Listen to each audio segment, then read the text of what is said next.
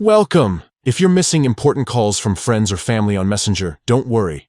Getting your call notifications back is quick and simple. Today, I'll guide you step by step through the updated process to unmute call notifications for any chat in Messenger, so you never miss a call again. First, open the Messenger app on your device. Make sure you're logged into your account and that the app is up to date for the smoothest experience. Once you're in, scroll through your chat list and tap on the conversation where you want to unmute call notifications. This could be with a friend, a family member, or even a group chat. At the top of the chat screen, you'll see the person's name or the group name. Tap on it. This will open the chat's settings page where you can adjust various options specific to this conversation. Next, look for the section labeled Notifications and Sounds.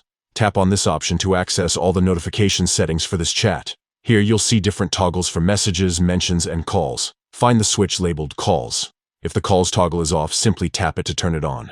Once it's enabled, you'll start receiving call notifications from this chat again. This means you'll get alerts for incoming calls, so you won't miss any important conversations. That's it. You've successfully unmuted call notifications for your chosen chat in Messenger.